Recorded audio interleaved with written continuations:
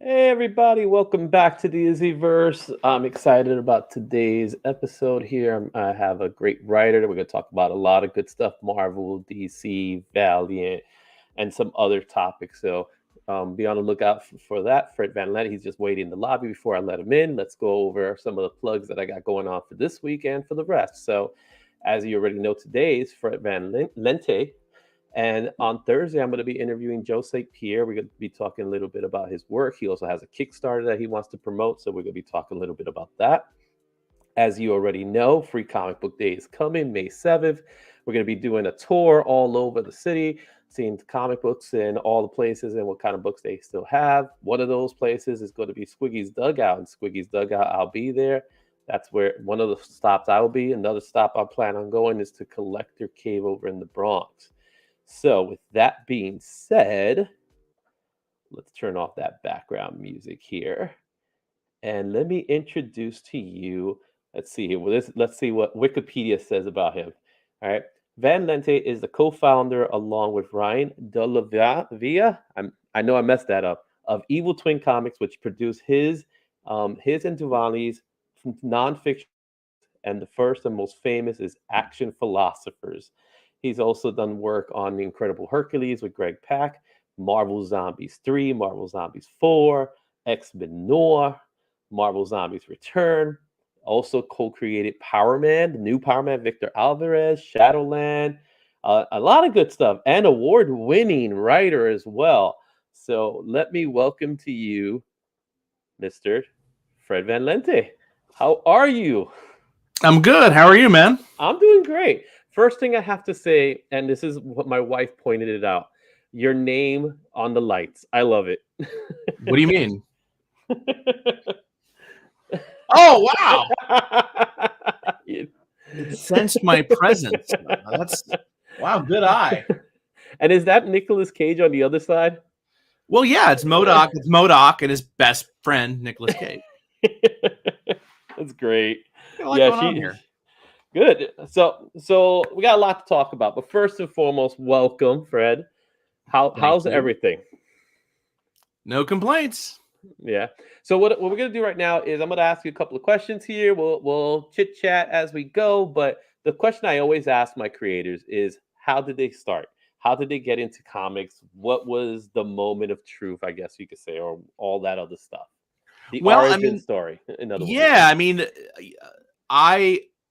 my dad, I was just looking at it recently. I have a copy of it here in my office. He was given for his birthday, or maybe it was Christmas, 1966, so 6 years before I was born, this book called The Great Comic Book Heroes that was by this great cartoonist, Jules Pfeiffer, who started out working in the Golden Age comic shops with Will Eisner. And so he had this essay in the New Yorker. This was like 66, obviously, so this is when the Adam West Batman TV show came out, right? And this is when the Galactus trilogy in Fantastic Four came out. So comics were very much in the zeitgeist. So he did this very well-received article that then they reprinted in book form with a bunch of like Golden Age comic superhero origins. So there was like Namor and Captain America and the Spirit and Batman, Superman, Wonder Woman, all your favorites.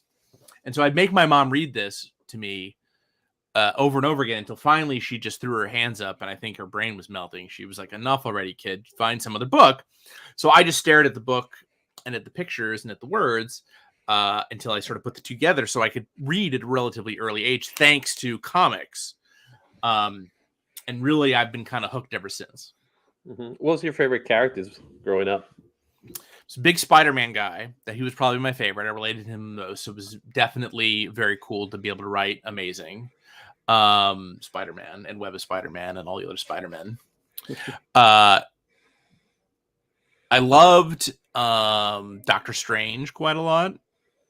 Another Ditko influence there. I was really into getting into things on the ground level. So I really loved Alpha Flight. Mm-hmm. Remember discovering that at an earlier age. That sort of blew my mind. That a comic could be that sort of dysfunctional and dark. I loved Firestorm for some reason. He's a cool looking character. He's a cool looking character, but his series in the 80s was just not good. But I bought every issue for some reason. I really like Batman and the Outsiders. Mhm. Another comic I read recently that I was like, It doesn't hold up, right? I don't know what I was doing there, 10-year-old It's just, me. but it was one of those books that it was definitely Firestorm, Batman. They were just 80s books that were like a Right. big deal back in the Batman and the Outsiders was one in particular. Well, at least Batman and the Outsiders had Jim Aparo and then Alan Davis. Mhm. Firestorm did not. But it Firestorm had the very briefly had cartoon. Pat Broderick and then a bunch of people. Yeah, but it had the cartoon. So the Super Friends, he was one of the Yes, I final love the guys. Super Friends. I love the So, Super Friends. because when he was introduced, it was like I remember as a kid seeing that cartoon, that particular one. I was really excited to see Firestorm because like it was Firestorm and Cyborg that came out during that time frame. I feel like Firestorm was introduced the season before Cyborg, and Cyborg was introduced. Yeah, they were close Season together. after. Yeah, they were close because they were both teen characters and things like that. Yeah, I've never understood DC's desire to make Cyborg a thing outside of the new Teen Titans. I just don't get it. I'm with you on that. I see him as a Titan character more than a Justice Leaguer character, Right. and it's like Cyborg is there to replace Martian Manhunter, which I want to see Martian Manhunter more than I want to see Cyborg. Nothing against Sure. Cyborg in particular, but I see Teen Titans. I see George Perez. I see Mark Right. Wolfman. I see that when I see Cyborg. I don't see him as a Justice Leaguer, but that's what they've been pushing, and I'm fine with it. I'm not totally against it. I want Martian. I want my Martian. You know Or what I mean? Firestorm, for that matter. Yeah, and Firestorm would be great. Even they did do him in the Arrowverse. I remember they did Oh, a yeah. version of him, which wasn't so bad. It was pretty good.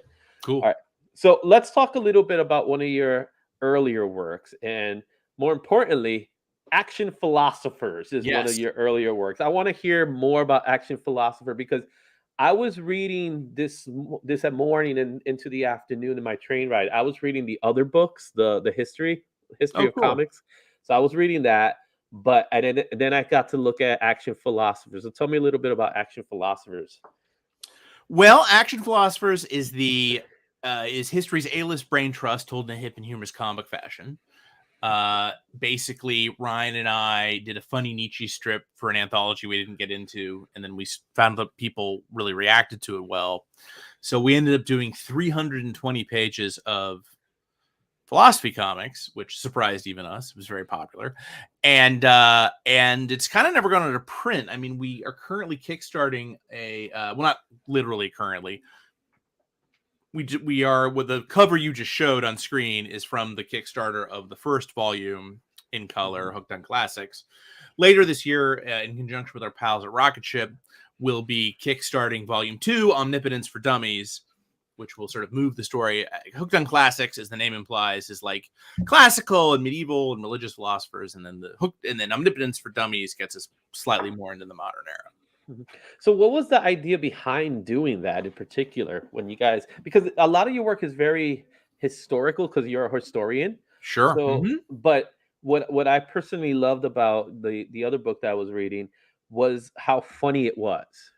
Right? Like there's a lot of humor in it, but at the same time what's perfect about it, and obviously you guys are award winning for that same reason, is the fact that as a kid I could read about history and enjoy it Right. instead of reading a textbook that just bores me and makes me fall asleep. Right. So what was the idea behind making those books in particular?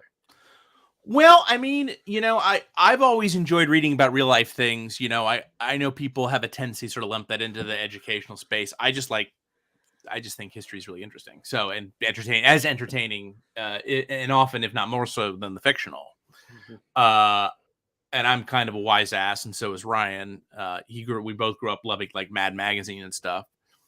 And one year, this convention near DC called SPX was doing an anthology for to do a fundraiser, and it was biographies, and we're trying to get into this anthology. We were unknown at the time, and so we thought it would be cute. Like I had the idea of like, because I was reading some Nietzsche at the time, because that's what you do when you're in your 20s. And I thought it was a cute idea to do like, this is like the mini Friedrich Nietzsche comic you got with your Friedrich Nietzsche action figure, as they used to do, as you may recall, with the He-Man, the Masters of the Universe. Hence the term action philosophers from action figure. And yeah, and so that was the idea. And like I said, it's proved surprisingly popular. Yeah, and the artwork's great. So Ryan's artwork is Ryan's fantastic. fantastic, and we're still making comics. I am this week writing the latest installment of the Action series, which is Action Activists, which we're doing for the New York City school system. Awesome. So let's go ahead and talk a little bit about this one in particular. I saw it, and it's I just started laughing because again, it's taking right wing. Obviously, it's a play on political characters, but at the same time, when I see a real American hero, the first thing I thought in my head was G.I. Joe. Sure, another title I've written. Yes, and I did see that. Snake Eye. I saw one with a Snake Eyes cover, which I love that cover, by the way. Talk to me a little bit about right wing. So right wing. So Steve Ellis and I, who like Ryan and I, we both went to Syracuse University. We this is for the exact same SBX anthology that we tried to get into with ActionPhilosophers just the year before. Maybe it was the 2 years before. Anyway, I tried 3 times to get in this SBX anthology and failed every time. But each time was sort of a parody of a kind of comic, right? And we did like, if you've ever seen those Jack Chick comics, right? The religious comics. We did one of those, but for Cthulhu, for H.P. Lovecraft's Cthulhu Mythos. And actually, if you go on my website to fredvanlente.com, which is I imagine where you saw Right Wing, you find the why we're here, and it's cute because it kind of I remember the little track. So yeah, check that out on fredvanlente.com. But yeah, Right Wing is a parody by me and Steve of superhero comics, but as done from a ridiculously over the top right wing perspective. That we did that in 2000. I want to say 2001, and so 2 decades later, the satire I imagine is gonna be lost on a lot of people. I imagine there's some people who would just read it now and think it's actually a serious thing, which is vaguely terrifying. Yeah, that is true. And it at the same time, with all the stuff that's going on, like in particular, you got books like The Boys and the TV shows where they're putting in political ideologies with comics and things like that. That's, I guess you guys were a little bit ahead of your time when it came to that. Even though there was stuff beforehand, like I'm thinking about Howard Chatwit's book. I can't remember the title in particular. Sure, there's American Flag by American Flag. Yes, there's Martial Law. So it wasn't for one of The Boys. Yeah, since his job was to kill superheroes. Yeah, pretty much. He did a good job with some of it, and I love his Punisher. I got to give Ennis his credit where credit's due. I love his Punisher. Yes. So speaking of Punisher and speaking of his company, we have books from Marvel. So you started working in Marvel. Obviously, this is just a small sample of the work you've done. You've done so much.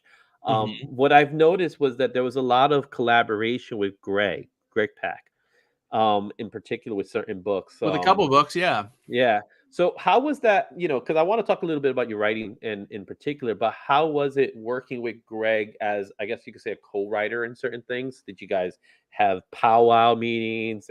Did you say, I'm going to write this many pages and he's going to write that many pages? Yeah, more or less. He does not live that far from me. So we're able to meet in person, which is always great. We just hung out a couple weeks ago, in fact.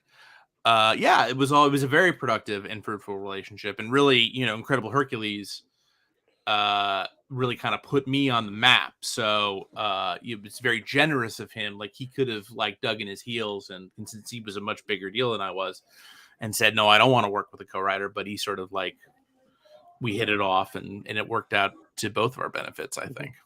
Yeah, and then you also had a chance to talk to each other about really the Hulk universe, if we'll call it, right? With She-Hulk. Hercules was technically, it was the Incredible Hulk's title that was just morphed into Hercules, right? Exactly. At the end of World War Hulk,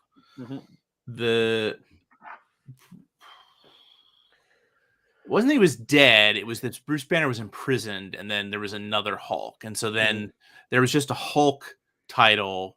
And Incredible Hulk was just lying around, and so Marvel gave it to us as Hercules. And originally it was supposed to be a 4-issue arc, and it would end, or it would have set up like a team book with the heroes who allied with Hulk during the World War Hulk event. But it ended up being a huge hit, so that we continued it for a couple of years after that.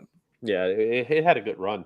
I remember when that book came. Beautiful covers. Art Adams did a lot of the covers, which personal favorite John of mine. Romita Jr. John Romita Jr. So you guys had some really good. You had strong talent behind you. Absolutely. With that book, which really many people would have considered to be a B-list character at that time, but you guys elevated it to the point that it was a popular book. And well, yeah, I mean, I grew up in like the late, or I was a teenager, like the late 80s, when you had people like Grant Morrison revitalizing Doom Patrol and Sandman and Swamp Thing and all that stuff. And I'm not saying Hercules was at that level, but I got to do sort of my reinvention of a classic kind of superhero character, and that was huge. Yeah. Did you get a chance to see the Thor trailer today? I did. Yes. What do you thought? What's your thoughts of it? Because I immediately thought of Hercules when I saw that one scene. It looked like Zeus. I was gonna say it looks like Zeus does make an appearance. I think we knew that already. I think they announced that was Russell Crowe. Yeah, maybe it was Russell Crowe. I mean, to be honest with you, I'm sure they're just going to kill him off. This is even some idea of what so let's not get too excited. I'm just excited to see another Taika Waititi Thor. That's what I'm excited for. Yes, absolutely. I mean, it was very cool to see Amadeus Cho's mother, Helen Cho, appear in Age of Ultron, which was cool, and Marvel was cool. Got me and Greg nice passes for that, and that was fun. And obviously, the previous Waititi Thor movie was kind of a loose adaptation of Greg's Planet Hulk storyline, which was cool. But yeah, I mean, the bottom line, I mean, I'd love to see Incredible Hercules adapted, but unfortunately the Marvel brand got bought by a company with its own Hercules property. So yeah, I think the odds of that are fairly slim. We might get to see Herc perhaps fall under the axe of Gore the God Butcher in Thor: Love and Thunder, but that's my level of expectation for that. You got me thinking about that now. But then I never thought, Monica Rappaccini and her daughter, the Scorpion, would appear in a stop motion claymation Hulu show. So anything can happen. It is a strange time period where we could watch shows like Moon Knight, Miss Marvel, and just titles that you just never thought you'll see, like Hitmonkey or MODOK having his own series. It's like you never thought of that. Yeah, even 10 years ago. What Nicolas Cage is attached to, my hand is being mirrored, so I can't point in the right direction. What Nicolas Cage is attached to behind me is this nice box of MODOK swag that Hulu sent me when the show came out, which was cool. Like, there was like a AIM stress ball that my cat likes to destroy, like now thermos and stuff. Now I did look around to see what works you did, and you do have like a large bibliography of books that you did, but what I don't you say that like it's a bad thing. No. That's a great thing. No, but what I did notice from the group is there's very little DC work. Correct. Right. In fact, I think I only was able to find one piece of work. Yes. Which was like a holiday special. Is that correct? It is. In fact, I have Nick Dragata drew that, and he very kindly gave me the splash from that, and I'm currently looking at it. It's hanging over my desk above my computer. But yeah, DC, I did that little story for them, and then immediately after that, Marvel signed me to an exclusive, and I was exclusive for 2 years, and it's just never, we've talked about some things, but nothing's ever gotten off the ground. Are there any DC characters that you would like to do someday? Oh, sure. I love the Kirby characters, like the Demon and Mr. Miracle and stuff like that. I mean, the DC characters are a lot of fun. Yeah. I mean, a lot of my all-time favorite titles are like Suicide Squad would be super fun, actually. I love the 80s book, and I really enjoyed the James Gunn movie. What was the other one? The Question. I don't think I'd want to do The Question, but The Question may be my all-time favorite. The original Question, but not Montoya. No, well, not the original Question, Steve Ditko. The original Question, when Dennis Cohen and Denny O'Neil did. Yeah. Cool. Awesome. Zombies. Marvel Zombies is a big one. Do a lot of zombies. It's true. All right. Is zombie craze still active today, or is it finally dying down? I According don't to know, you. man. Let's see here. I did Marvel Zombies 3, which is 4 issues, and I did Marvel Zombies 4, 4 issues, 5 issues to 10. And then I did the special. So I did 4, 8, 12, 13 is the special. Then I did 2. So I did 16. I've done 16 zombie comics. Assuming Dynamite Never Dies, number 5 comes out as scheduled, a comic I haven't written yet. I've done 15 issues. No, I've done 16 issues of Dynamite, which is the Dynamite Comics zombie crossover thing. Mhm. So by the time the current Dynamite series ends, I will have done as many Dynamites as I did Marvel Zombies 16. Mhm. Why do you like zombies so much? Or you're I good at writing them? don't actually personally like zombies that much. I've seen a lot of the movies. Like I love I mean, there's a bunch of zombie movies I love, like 28 Days Later and Train to Busan and Night of the Living Dead is an all-time classic, and there's a bunch of great zombie movies. I just think it's a genre that people can't get enough of. It is a genre where you force characters.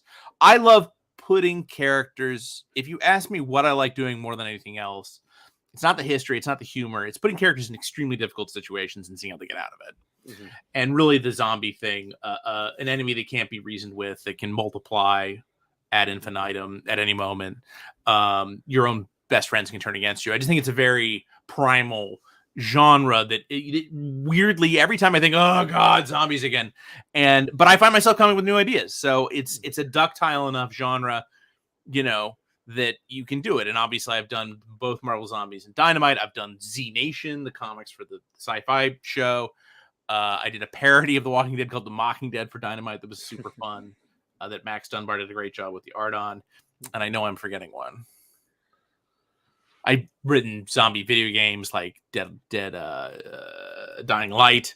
So a lot of zombies. A lot of zombies.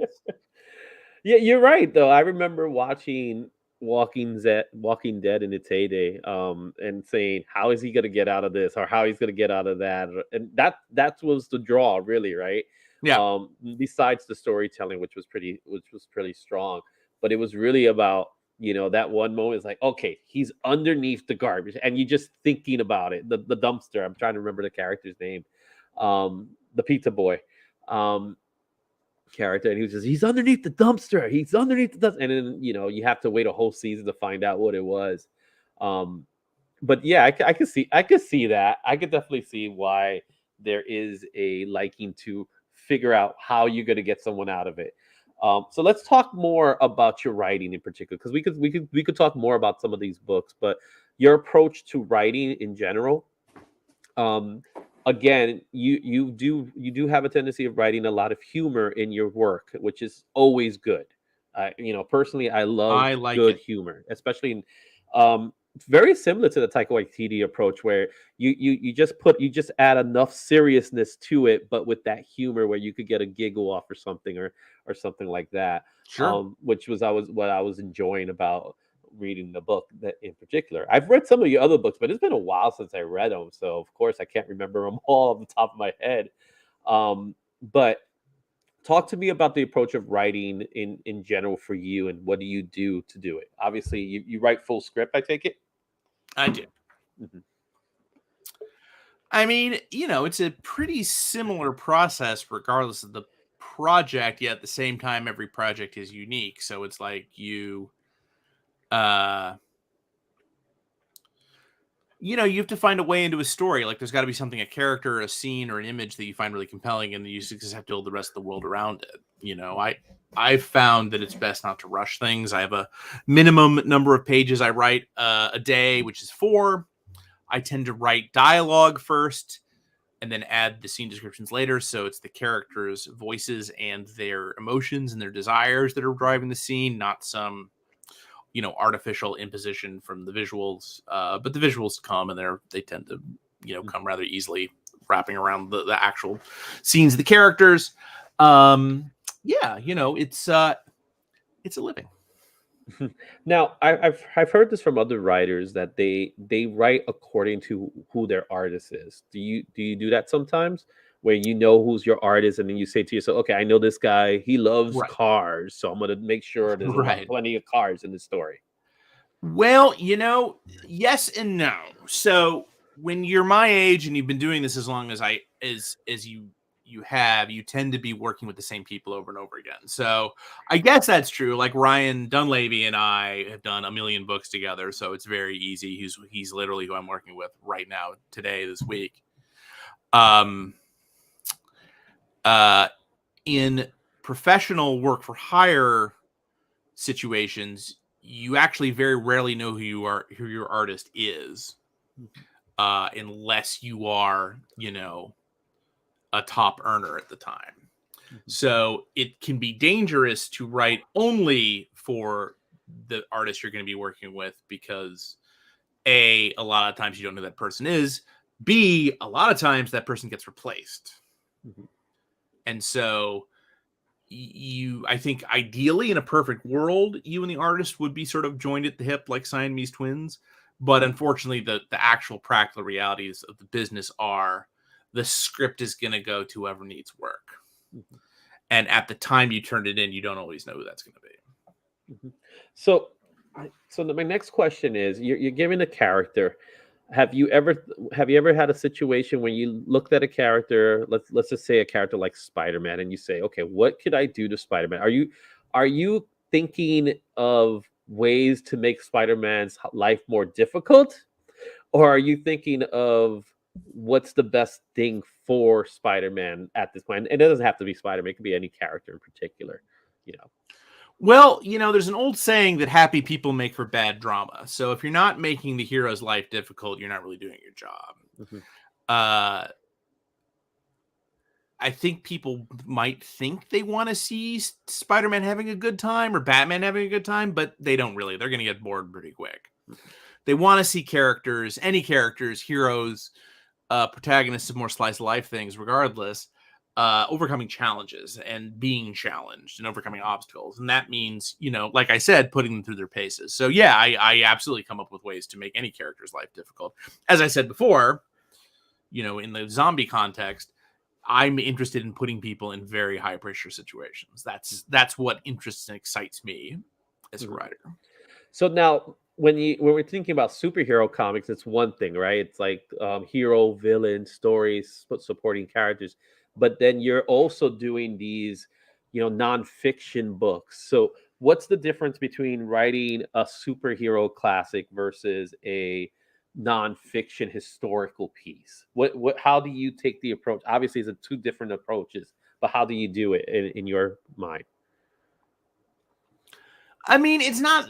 It is different. Doing nonfiction, I find, is much harder because you've got to get it right. So, in fiction, you're just going to make stuff up, and there's very few people to contradict you. Though you always will have someone on Twitter being like, "Spider-Man wouldn't say that," or something like that.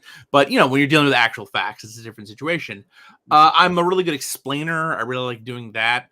I like coming up with factoids that people and taking an angle of things that people might not have seen before. So it's a different muscle. But what's fun is that if I get sick of writing nonfiction, I can go and write fiction, and the fiction I've got to do instead. And if fiction is being a drag that day, I can switch gears and write nonfiction instead. So it's good to have and also to be like a working writer and to be a working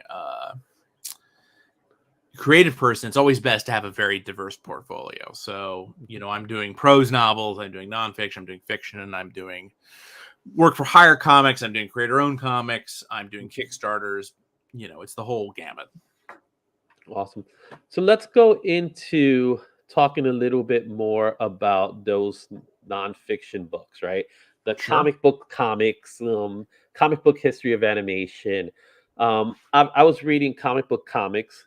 And I ended right before Action. So new Action Fund. So where I'm at Okay. right now No is spoilers. we're gonna get into Superman, I'm sure. But you did mention information about Joe Schuster and Jerry Siegel. Right. What was the process for you in gathering all that information? Some of it we knew, some of it we didn't know. So how long did it take you to Who's we? actually get As in me. Okay, just making sure. Because I knew about Yellow Kid and things like that. I knew about I that. mean, I wouldn't claim to be like an investigative journalist. No, I just read a lot. You know, I was really into comics history for a long time, so I actually had a lot of like a personal library to kind of build up. And it just when we were finishing Action Philosophers, and it was successful, as I said, when we wanted to keep doing nonfiction comics, and so we were kind of like, what other subjects should we do? And we just sort of ended up on the idea of, well, I don't think anyone's ever tried to do comic book history as a comic. Probably because they're afraid of getting sued. But Ryan and I are stupid, and so just did it. But you made sure you made sure in the first few pages that everybody was copyrighted and everybody was trademarked. Right, exactly. And then you even threw an editorial piece into it where it says, if I screwed up, just go to this guy or something like that. I saw that. Right. Which I thought was funny. It felt like reading the book of Chronicles in the Bible, where you just read the genealogy for 3 chapters. Right, exactly. Something like that. So, but it was funny because you got to see all these characters that you didn't even think about back then, that they were, very important cartoon figures of that time. And it was nice that you took the liberty of at least giving credit where credit's due, even though it was a lot of work, I'm sure, to get this person's trademarked by that person, this person's estate. Some of it is easy, right? Spawn, Todd McFarlane, but some of them might have not been so easy. So that's what I was talking about. But in particular to those books, and in particular, I noticed the story between Mark Fleischer and Walt Disney, and the interest behind it. Um, what can you tell me a little bit about when you learning a little bit about that particular history between those two? And kind of like they're competing, but was it friendly? Well, competition, I think, despite what we want to think, is rarely friendly. Usually, if it's successful, there's a lot of real emotion behind it. And obviously, we expand on this relationship quite a bit in another one of the books you have up on screen, Comic Book History of Animation, in stores now. So the interesting thing about Disney and Fleischer is that Disney started out as sort of the wunderkind of animation. He was one of the first people to do sound cartoons. He was one of the first people to he had a really successful character in Mickey Mouse, and he very early on developed one of the first systems for color in cartoons. So he was a big innovator. But he spent so much money on his craft that his studio was constantly struggling and rarely turned a profit. And he sort of he very early on kind of adopted the kind of Uncle Walt, family friendly. He was from Kansas City, right? The heartland of America. Max Fleischer, on the other hand, was like a lot of comics creators. In fact, a lot of early comic creators worked for Fleischer Studios while they were in Times Square in Manhattan. Like Jack Kirby is probably the most famous person who got his start as an animator for Popeye on Max Fleischer. But Bob Kane and a bunch of other people also worked for Fleischer. But Fleischer was sort of the exact opposite of Disney. He was an immigrant. He was Jewish. He had a middle class background, while Walt Disney grew up very poor.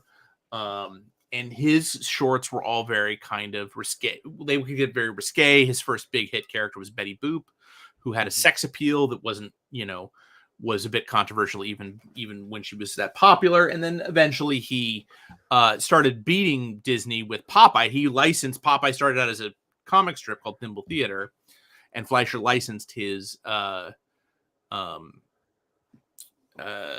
rights to make cartoons about him. And what's sort of fascinating about Popeye is supposedly part of the inspiration for Superman was Siegel and Schuster watching Popeye cartoons and going, oh, why don't we do that straight? Why don't we do that with a serious character? And so they merged it with John Carter of Mars and some other characters and came up with Superman. But I mean, ultimately, Fleischer turned a quick buck. His cartoons are much cheaper than Disney's, but Disney ultimately won because he invested all this money in Snow White, which was the first significant. There was actually a feature-length cartoon. It's often called the first feature-length cartoon. It isn't, but it was the first giant successful one that sort of made people realize we should invest in Hollywood, or excuse me, Hollywood realized that we should invest in animation, and animation. they say animation is the main driver of all streaming services, so it's incredibly popular still today. Yeah, yeah, based on what I was reading, is that when Snow White came out, it was the epitome of what you would call a blockbuster hit at that time, right? Even though Yep. blockbusters was much later on with Jaws, I think it was, in particular. So what, and of course we've With heard the the stories highest of, grossing film of its time, up yeah, until that point, which was up to, 1947. yeah, and then it was Gone with the Wind. That was the next one to follow.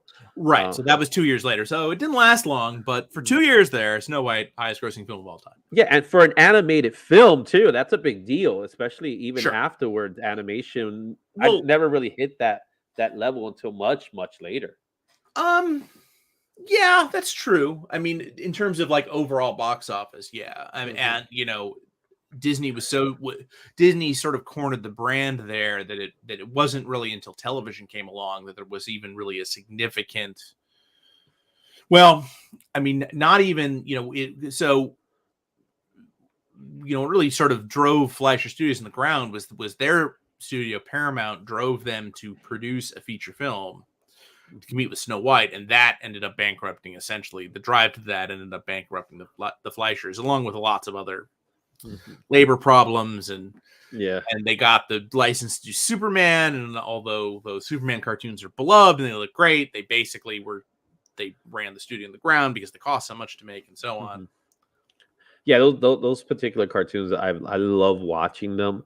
The only thing that I missed about them was that it never had true villains that we were familiar with, like the Luthors and the Brainiacs and things like that. But they had their share of Well, villains that yeah, were but don't cool. forget those cartoons came out. The only character that I'm not even sure Luthor was that big by I don't think 1943 when so. those shorts are coming. I don't think Brainiac was introduced until the 50s. Yeah, so So a lot of those supervillain characters, arguably this is a whole other tangent, but arguably the biggest villain of really Superman, and that wasn't the cartoons, was Lois, mhm. because she was constantly trying to find out. So many of those early Superman stories involved her trying to figure out who he was. Yeah, and getting herself in trouble half of the times. It's those comics are sort of rom-coms with superpowers, a lot of the time. Mhm.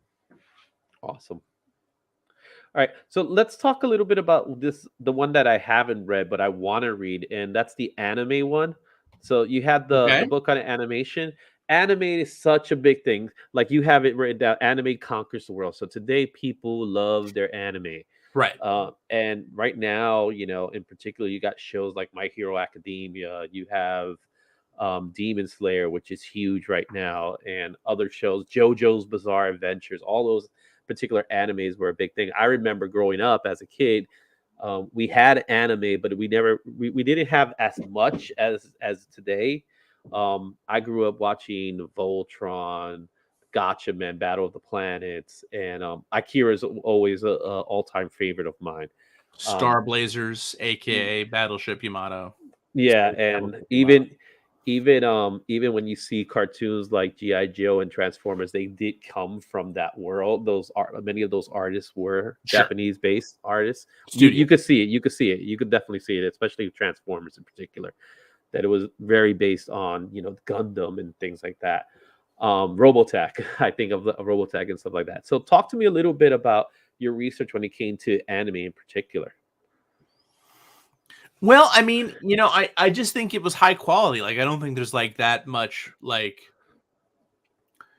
uh I don't know that there's that much more to it than that. I mean, the other thing is that it was incredibly popular in Japan, and you can sort of think about why Japanese culture in particular is drawn entertainment. Manga is much bigger there Mhm. still, even though in America comics are having a bit of a renaissance. The popularity of anime both there and here kind of Mhm. dwarfs everything else. Um, it probably has a lot to do with the fact that like um, kanji, the alphabet of East Asia, Chinese and Japanese characters are themselves kind of pictograms. So Mhm. their brains may be a little bit more wired Mhm. towards communicating through pictures than people in the West who have more era, the Latinized alphabets a bit more. A lot of it may have to do with the fact that Japan was so devastated during World War II, so they didn't have a lot of the technology that we had. Japanese households got televisions much later than American households did, simply because they couldn't afford them. It was a really devastated country that we think of them as this great economic powerhouse, but it took them a while to ramp up to that after the devastation of World War II. And I just think that the Occam's razor of it all is just it's extremely high quality. That's sort of why Hollywood movies swept the world, is that there was a lot of myth making involved, and particularly people like Miyazaki have criticized the obsession with robots and what are called mecha over there as being this obsession with of Japanese culture having been so humiliated in warfare that it's this yearning for power, in much the same way the American superhero myth has sort of taken over the whole world. There's a lot of that same power dynamics going on in some of the science fiction, particularly things like Akira, and what am I playing? Ghost in the Machine. A lot of other like science fiction stuff are kind of superpowers dressed up under different Full Metal Alchemist. flavors. Yeah, and what about kaiju in particular? Kaiju, Godzilla, that kind of stuff. Sure, same thing, right? It's almost like an inversion of the mecha trope, right? Which is you're helpless against the giant creature that's stomping everything. The nuclear, gamma radiation, all that fun stuff. Nuclear fears and all that stuff. Yeah. So I think a lot of it's American kids liking stuff that looks foreign, that looks alien, to freak out their parents. I think that has a lot, like I just, it's like rock and roll music to a certain degree, but before your parents grew up also on rock and roll music. But I just think it's high quality stuff that people can really get into, and the manga, the other thing is that people in animation are not treated well. That don't mean to bring the party down, but particularly in Japan, they're overworked and paid nothing. And it's even a lot of that is also very true for the manga, where a lot of the artists have these studios of underpaid assistants sitting there banging out the pages. So part of it is that just there's so much material because the labor conditions are so wretched. They can just crank this stuff out at a much higher rate, while in France, you're lucky to get a new 52-page album from your favorite creator every, year, 2 years, 3 years, whatever. In Japan, they really try to feed the beast, and there's a lot of human casualties to that we don't talk about. Yeah. Yeah, because you do see those books that's being knocked down, and they're again, like you said, they're not like a typical 22-page comic. They're volumes, they're sets that come in, and every time I see pages, there's often less detailed panels, not always, but much more fluid storytelling, and a lot of American creators just love it to death. I love manga. Like my favorite comic book creator right now is Junji Ito. I think is a total genius, the great horror manga artist. Awesome. All right, let's move to some of your newer stuff here. That's Jennifer Blood, and then let's talk about Dynamite Lives. But let's start first with Jennifer's Blood. Jennifer Blood. I kept saying Jennifer's Blood, but it's Jennifer's Blood, like Jennifer's body. Yeah, exactly. That's exactly what I thought of when I first saw it too. I immediately thought of her. Well, Jennifer Blood was created by the oft-mentioned Garth Ennis. She was sort of this housewife vigilante character. And she was famously killed off in her original series, but I've brought her back. Is she a ghost? Is she a zombie? Did she not actually die when she appeared to die? You have to read it to find out. She goes to a suburb full of mafiosi to basically exact her revenge. It's a bunch of, like, if you've ever seen Goodfellas, that place, that cul-de-sac that Ray Liotta retires to at the end of when he's in the witness protection program at the end of Goodfellas. Imagine that, but it's all mobsters under the witness protection program. So sadly, they do not have witness protection from Jennifer Blood, who shows up and infiltrates the town. So she started as a housewife who was a vigilante. Now she is a vigilante infiltrating a suburb of mobsters. And and that's a successful series. We've got a bunch more coming. The 7th issue, I think, is coming out. Yeah, the 7th issue is coming up. It's like a graveyard cover. In a couple days. Okay, I have not seen the cover. I will take your word for it. Yeah, and then as we were saying, Dynamite, the current Dynamite series, that's actually the 2nd series you're showing the cover to with Ash Williams. So we're using a bunch of Dynamite characters. So Army of Darkness is featured pretty heavily in Dynamite Lives. The current book is called Dynamite Never Dies. Title I'm very proud of.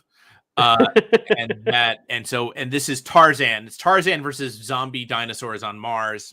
It's freaking awesome. Tarzan with zombies. That sounds fun. And dinosaur zombies. Dinosaur zombies.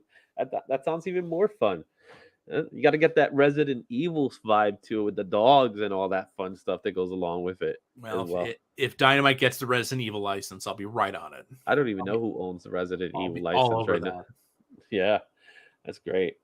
All right. So, lastly, what more stuff are you working on? Are you working on another volume for the comic book history? I seen being that you mentioned Ryan. No, we're doing a book for the middle schoolers of New York City called Action Activists. That's about getting kids more involved in, their communities and politics and stuff. And so we're doing the 3rd version of that, which is all about immigration. And so I'm working on this week. I'm currently doing a Jennifer Blood spin-off series that I can't mention, but I'm sure that'll be done soon. That's very exciting. I'm doing a Rick and Morty book coming out from Oni, which I love Rick and Morty, and definitely, and that was about one of my favorite characters in the Rick and Morty verse. What else am I thinking? I must be doing something. A novel coming out that I've got to do rewrites on that I'm excited about, a prose novel. Another nonfiction book coming out that's not by Ryan. We're going to get the contract on. It's been a very busy 2022. Let's just put it that way. I've got another Dynamite thing coming out. I got a lot of things in the works over there that I'm excited about. But unfortunately, not anything I can really talk about here because a lot of it has not been announced yet, unfortunately. Okay. Are you going to be making any shows anytime soon? You mean like King Kirby, our podcast about the life of Jack Kirby that you can go see at Broadway Podcast Network? Google Broadpat. Go into iTunes, friends, and search for King Kirby and listen to it. It's pretty awesome. It's the original New York Times critics pick Broadway, off Broadway, off Broadway. So off Broadway, in fact, it was in Brooklyn cast. Well, Broadway's everywhere, isn't it? No, it's very specific. I'm in the Bronx, and it's Broadway in the Bronx. That's true, but when theater people are very persnickety about it, so I do not want to. My wife, my lovely playwright wife, Crystal Skillman, will give me a hard time if I screw that up. But yes, we are working on a new show. That's awesome. Yeah, definitely want to check that out. Let's see. Are you going to do any cons anytime soon? Yes. Hey, James, how's it going? Yeah, James is actually. I used to work with James at one point. Oh, very cool. Yeah, I remember James. I am going to be appearing with Ryan Dunleavy at TCAF in Toronto, which is the Toronto Comics Arts Festival. That's the 3rd weekend in June, I think. That is currently my only definitive, absolutely will be there appearance. Yeah. Any San Diego, New York? Any thoughts about going to those? I've done every New York Comic Con except for 2020 when there was none because of the pandemic. So I have no doubt I will be there again this year. Okay. You and I are the same. I've been to every single one. So you've been to the Fire Hazard one. Yes, that was the first one. That was the first one. I remember that one quite well. I got trapped outside my panel because the fire marshals shut it down. Yep. Yeah, I was fortunate enough to get there inside a lot earlier, and I realized I can't leave. If I leave, it'll be a bad idea. Nope. That was definitely an interesting day, but I did get a chance to meet Stan Lee, so that was the fun part about it. There you go. And I got a signed copy of first appearance of Adam Warlock. I always point out, you would point out something, I'm pointing out that one right there. Fantastic 467. So it's Oh, right there cool. hanging up. I Very nice. got it graded that same day. Him. Yes, I can't wait to see him. He's my favorite. He's actually my favorite character. I don't know why. I just love him. Cool. Thank you so much for doing this. I Yeah, really no appreciate it. problem. All right. Before we let you go, are there any other place where people can find you? I know you have an Instagram, you have a Facebook, all that fun stuff. I'll go ahead and post some of that information in the bottom of the screen. Where people can find you. Obviously, you mentioned your Jack Kirby podcast, which I Yep. definitely want to listen to And there's because I lots did of great, see it. cool. Yeah, there's lots of great links at fredvanlente.com. And if you want to know about what I'm doing next, just sign up for the newsletter on the homepage of fredvanlente.com. I'm not one of these spammy people. I send out a newsletter about every 6 months. So you will not exactly be deluged from me. So go over and sign up. It's more like a journal then. It's like a journal instead of a newsletter. Yeah, no, I'm terrible. It's like writing my mother, or calling my mother. It does not happen enough. Awesome. Well, thank you, Fred, for being a part of it. Just hold on. I'm just gonna put you right back in the lobby for a minute. All right. All right. So there you have it, guys. That was my interview with Fred Van Lente. Go check out his stuff again at fredvanlente.com. I will be seeing you guys soon enough. And before I let you go, of course, I always want to make sure you know that this Thursday I'll be talking to Joe St. Pierre. We're going to be talking about his artwork. He has a Kickstarter project coming up. So be on the lookout for that one Thursday. It's going to be this Thursday. I think it's at 7. I'm going to double check on that, but don't quote me on it just yet. Again, Free Comic Book Day is coming up May 7th. Get your comics. There's going to be a lot of good books coming out. I already heard of a lot of good books coming out. And if you need to go to a comic book shop, go to Squiggy's in New Rochelle, as well as Collector Cave in the Bronx. And there's more shows coming up. So with that being said, guys, I am going to let you guys go. And I'm going to see you next time on the IzzyVerse. Take care, guys. Bye.